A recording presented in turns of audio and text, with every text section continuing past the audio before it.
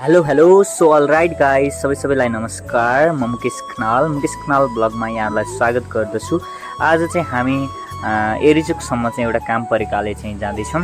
हिजो चाहिँ हामीले एउटा ल्यापटप ल्याएर आएका थियौँ। त्यो ल्यापटपलाई चाहिँ सेटअप गर्नको लागि चाहिँ आज दाइको चाहिँ अफिसमा लगेर जाँदैछौँ।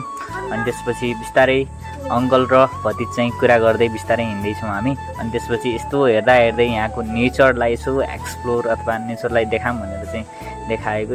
अलि हरियाली एकदम राम्रो देखिएको छ। अनि बिस्तारै बिस्तारै हामी लाग्छौँ है त यहाँ।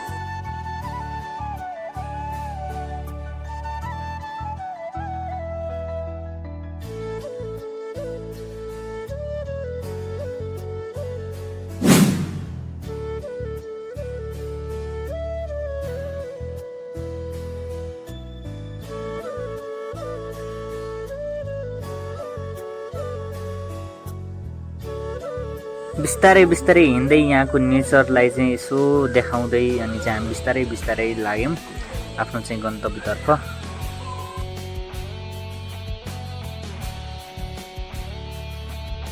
यसो झ्याप्पै हेर्दा चाहिँ एउटा राम्रो सुन्दर बगैँचा देखेँ। त्यसपछि त्यो बगैँचाको चाहिँ फोटो भिडियोहरू चाहिँ खिचिहाल्ने बनाइहालेँ। त्यसपछि हामी बिस्तारै बिस्तारै यहाँको चाहिँ नेचरलाई देखाउँदै जान्छौँ।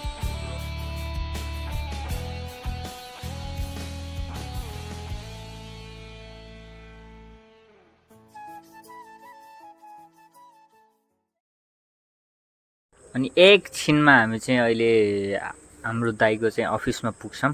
अनि त्यहाँ माथि देखिएको चाहिँ त्यो डेलाइट आइटी इन्स्टिच्युट प्रणालीको चाहिँ अफिस हो। त्यहाँ चाहिँ हाम्रो दाइले चाहिँ कम्प्युटरहरू ल्यापटपहरू अनि त्यसपछि सफ्टवेयर सम्बन्धी कामहरू गर्नुहुन्छ। एकैछिनमा हामी त्यहाँ माथि पुगिसकेपछि ठुलो पानी पर्छ। त्यसपछि पानी परिसकेपछि हामीले त्यहाँ पुगिसक्यो हुने भावनाले हामीलाई भिजाएन। त्यसपछि हामी अफिसभित्र जान्छौँ। त्यसपछि दादालाई त्यो ल्यापटपलाई अपडेट गरिदिनुहोस् त भनेर भन्छौँ। कामहरू हाम्रो हुन्छ। त्यसपछि हामीले सबै आफ्नो त्यहाँ ल्यापटप सम्बन्धी सबै कामहरू सकिसकेपछि चाहिँ हामी घरतिर फर्किन्छौँ। अनि बिस्तारै बिस्तारै लाग्छौँ यसो यताउता हेर्दै नेचरहरूलाई हेर्दै। अनि प्रकृतिमा रमाउने मान्छे हो नि त हामी। त्यसपछि चाहिँ यसो यताउता हेर्दै हामी जान्छौँ।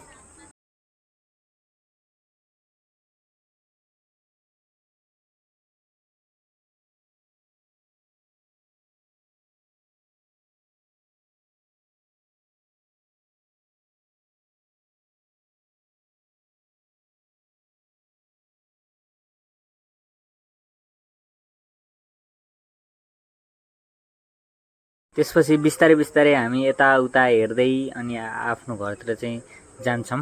अनि त्यसपछि बिस्तारै बिचमा कुरा गर्दै यताउता अनि हुन्छ त कुराहरू गर्दै हामी जान्छौँ।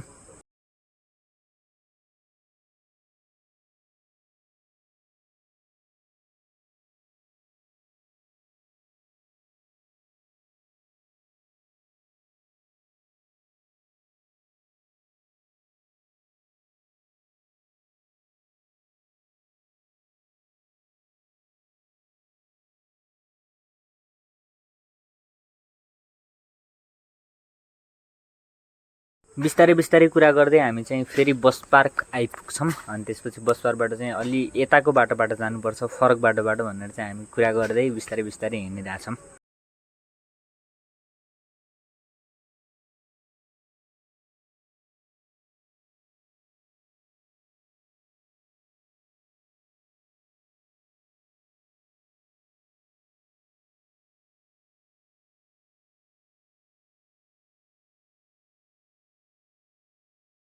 हामी चाहिँ बिस्तारै बिस्तारै अनि यता चाहिँ रमणीय खेततिर चाहिँ पुग्छौँ।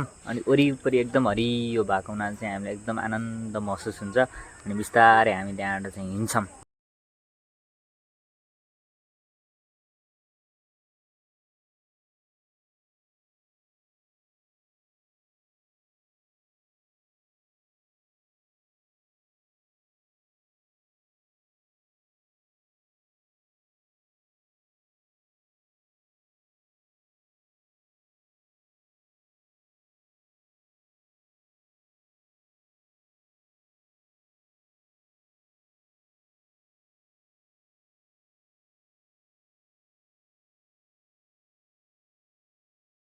म घरभित्र चाहिँ जानुभन्दा अगाडि चाहिँ वरिपरिको यसो नेचरलाई चाहिँ देखाइदिउँ अनि म नेचरमा प्रकृतिमा रमाउने मान्छे हो नि त, त्यसकारण चाहिँ वरिपरिको नेचर देखाउँछु।